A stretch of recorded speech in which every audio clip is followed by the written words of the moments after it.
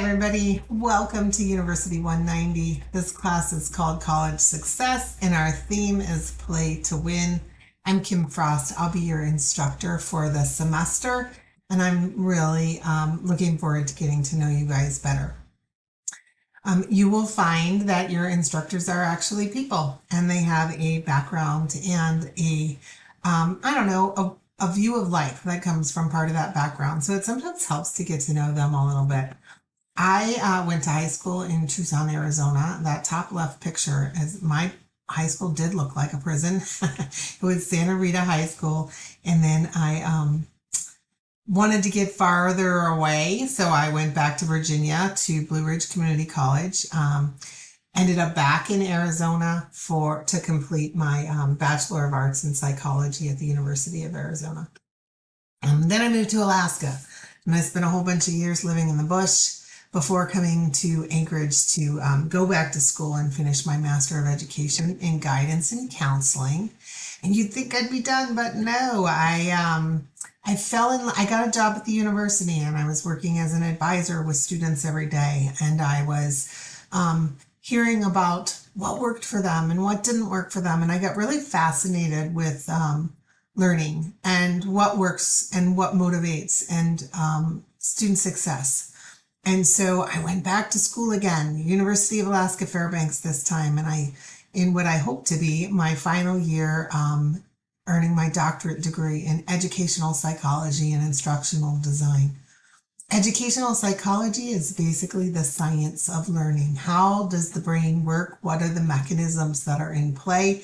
And I'm going to share a lot of that with you guys. And instructional design, which is how we design learning environments. So when you combine those two together, it's how do you design learning environments that really speak to the way that people learn. And I'm focusing in particular on creating environments where students have positive reactions, and we work with that to improve learning. So here we go. That's me. What about you? Why are you taking this class? Well, there's a good chance that you were required to, and there's a good reason for that. The university doesn't take that lightly. When they assign a class, it's for good reason, and there's a lot of reason for this particular class or a class like it, not necessarily mine, but students who take a college success class are 8% more likely to earn a degree, and that's a big difference. Right? Students are more likely to persist. They're more likely to have higher grades. They're more likely to be actively involved and engaged. They're more likely to talk to their instructors. They're more likely to ask questions. They're just more likely to adopt the habits of successful students. So whether you are a confident learner or a not so confident learner, everybody benefits from a class like this. So I in particular am glad that you're here. And I wanted to tell you a little bit about how I chose the theme, Play to Win. It turns out that people who play games, any kind of games, solitaire, video games, hopscotch, baseball, whatever it is, they tend to exhibit the same traits that someone who would be considered a super learner would exhibit. So gamers are super resilient, right? Every time you die, you just respawn and keep trying. Nobody gives up the first time you die. They tend to be goal-oriented. They tend to have high self-efficacy. They tend to be internally motivated to improve. They tend to use creative and divergent approaches to problem solving and be really good critical thinkers. So gamers have all the qualities of a super learner, and these skills tend to be transferable to other arenas. So if you're resilient in one arena and you want to apply that to another arena, you can do that. So we're going to let Jane McGonigal, who's the author of The Power of Living Gamefully, walk us through the steps to becoming a more gameful learner. And while we're doing that, we're going to take some in-depth looks at the neuroscience of learning, motivation, and strength theory. So neuroscience is looking at how the brain works specifically. What is happening in there? What are the chemical reactions? What's the reward process? What's the what keeps us striving forward to do something that's hard, right? So we'll look at that neuroscience, and then you'll apply what you know to your own preferences and your own strengths and your own learning style. And hopefully we'll refine those a little bit based on the science of what we know about learning, and you'll come up with your own personalized strategies. We're going to look at the science behind video games and learning and that relationship.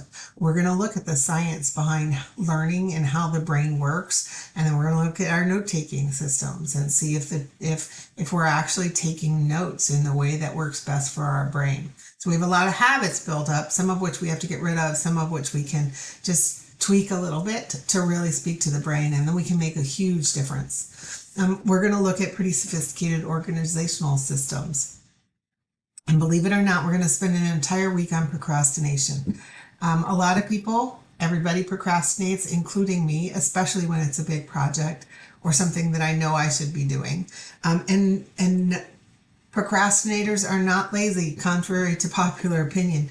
We generally procrastinate when we're worried that we're not going to, when we're overwhelmed or we're stressed out about the difficulty of what needs to get done. So we're going to look at the science behind procrastination. Why do we procrastinate when we really don't want to? And how can we break that habit? So we'll look at some of that stuff. And then we'll also, make a plan. We'll anticipate what obstacles we might face. We'll make a plan to defeat those. So we have a lot on our plate, and most of it evolves around experimenting with applying the science that we're going to learn to our own techniques. And that's going to take a willingness to experiment. It's going to take an openness to having new ideas, and it's going to take participation, right? So this class expects that you will participate in classroom activities, not in a classroom, but wherever you are in the world, about 4 hours a week. Everything is graded on participation, which is great, right? It's going to be all about the effort and nothing about the result. As long as you keep playing, we're going to be good. The problem with being graded totally on effort is that minimum effort will not result in maximum grade. So if you have gotten in the habit, because you're a really quick writer, of running it at the last minute and just spending 20 minutes to throw out a paper instead of spending a week on it, this isn't going to be a good strategies for this particular class. So I invite you right now, right from the beginning, to pick the 4 hours a week. Even if it's 1 hour increments or 1 4-hour section on a weekend or an evening that you schedule and set aside for this class, and you're just going to do great. So assignments come every week. They take the form of quests. So I'll send you off on new quests every week, and they will always be due by the end of day on Monday. That throws some people off. They want to know, they don't want to start on something until the day it's due. If that's you, then just pretend it's due on Sunday night. You can turn it in a day early. I make it due on Monday because I can't be reached over the weekend sometimes. And so if you don't start your assignments until the weekend and they're due on Sunday night, you don't have a chance to ask any questions or get help. So I make them due on Monday, but you're welcome to turn them in early if you'd like. So I'm going to zip over here to our classroom for just a second, and we'll take you on a quick tour of the class itself and the class arena, and we'll talk about the first couple weeks and what's up with that. See you in a minute.